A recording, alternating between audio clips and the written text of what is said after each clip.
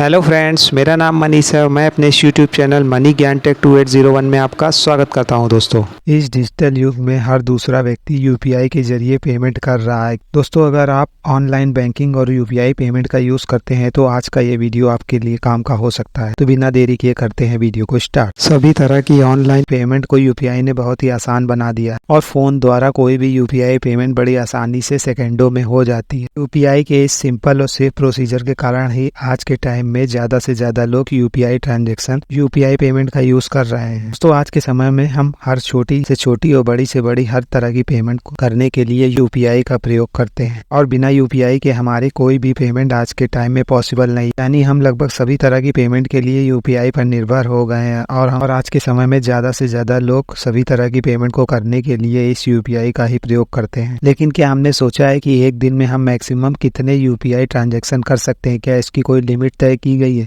इसी की जानकारी मैं आपको अपने इस वीडियो में देने वाला हूँ। एनपीसीआई ने यह लिमिट 1 लाख प्रतिदिन यानी 1 लाख पर डे की नॉर्मल कंडीशन में तय की है। Capital market, insurance, foreign invert के लिए ट्रांजैक्शन लिमिट 2 लाख रुपए पर डे तय की है और इसके अलावा किसी आप एजुकेशनल इंस्टीट्यूट यानी शैक्षिक संस्थान, हेल्थ केयर यानी स्वास्थ्य देखभाल के लिए एनपीसीआई ने यूपीआई ट्रांजैक्शन की लिमिट को 5 लाख रुपए पर डे के लिए तय किया। आईपीओ और रिटेल के लिए 5 लाख रुपए पर डे की लिमिट तय की गई है। 8 दिसंबर 2023 में आरबीआई ने इस स्पेसिफिक फील्ड के लिए यूपीआई ट्रांजैक्शन लिमिट बढ़ा दी थी। पर्सन टू पर्सन यह लिमिट 1 लाख यानी 1 लाख रुपीज तय की गई है। यानी एक पर्सन से दूसरे पर्सन को 1 लाख रुपए तक की मैक्सिमम ट्रांजैक्शन की जा सकती है। उसे 1 लाख रुपए तक यूपीआई के द्वारा मनी सेंड किया जा सकता है। एक दिन में कोई भी पर्सन मैक्सिमम 20 ट्रांजैक्शन कर सकता है, यानी 24 घंटे में केवल 20 ट्रांजैक्शन ही की जा सकती है। पर डे 20 ट्रांजैक्शन की लिमिट तय की गई है। यह लिमिट 24 घंटों के लिए तय की है। 24 घंटों के बाद आप दोबारा से इतनी ही ट्रांजैक्शन कर सकते हैं। लेकिन थर्ड पार्टी यूपीआई ऐप के लिए यह ट्रांजैक्शन लिमिट 10 तय की गई है, यानी पर डे आप 10 ट्रांजैक्शन तक कर सकते हैं। इस तरह यूपीआई ने अलग अलग फील्ड के लिए अलग अलग transaction limit per day set कर दी है।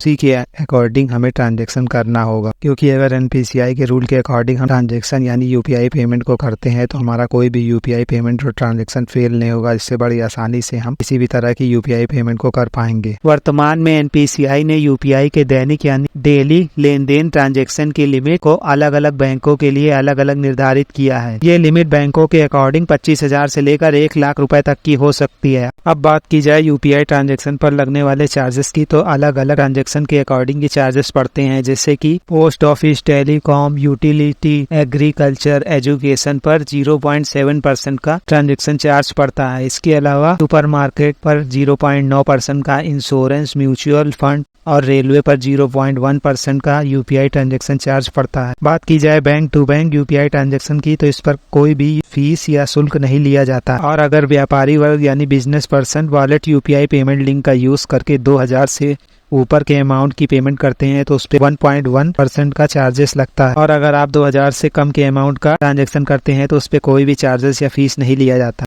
और दोस्तों, हम सभी जानते हैं कि भारत देश में पिछले कुछ सालों में यूपीआई ट्रांजैक्शन बहुत ज़्यादा बढ़ गई है। ज़्यादातर यूपीआई ट्रांजैक्शन के लिए हम सभी तरह की यूपीआई वॉलेट ऐप जैसे पेटीएम, गूगल पे, फोन पे, अमेजॉन पे और अदर कई भीम यूपीआई ऐप इस तरह की ऐप का यूज करते हैं। अब बात की जाए जैसे मनी वॉलेट ऐप की, फोन पे, गूगल पे, अमेजॉन पे, पेटीएम इस तरह के वॉलेट ऐप से अगर कोई यूपीआई ट्रांजैक्शन की जाती है तो पर डे आप 20 यूपीआई ट्रांजैक्शन मैक्सिमम कर सकते हैं और एक दिन यानी मैक्सिमम 24 घंटे में आप 1 लाख तक की ट्रांजैक्शन को कर सकते हैं। यानी इसकी जो लिमिट है पर डे वो 1 लाख रुपए तय की गई। और अदर किसी थर्ड पार्टी ऐप पे अगर यूपीआई ट्रांजैक्शन आप करते हैं तो मैक्सिमम 10 ट्रांजैक्शन तक कर सकते हैं, यानी मैक्सिमम 10 ट्रांजैक्शन तक आप कर सकते हैं। यहाँ पर आपको एक बात ध्यान रखना है कि यानी एक दिन में 24 घंटे पूरे होने से पहले आप कोई भी दूसरी ट्रांजैक्शन नहीं कर सकते हैं। एक दिन यानी 24 घंटों में मैक्सिमम लिमिट का ट्रांजैक्शन का लेन देन करने के बाद 24 घंटे पूरे होने के बाद ही आप दोबारा से मैक्सिमम लिमिट का ट्रांजैक्शन कर पाएंगे। उससे पहले आप उस ट्रांजैक्शन को नहीं कर सकते। इस तरह एनपीसीआई अलग अलग सेक्टर्स और फील्ड के लिए अलग अलग ट्रांजैक्शन लिमिट तय करता है,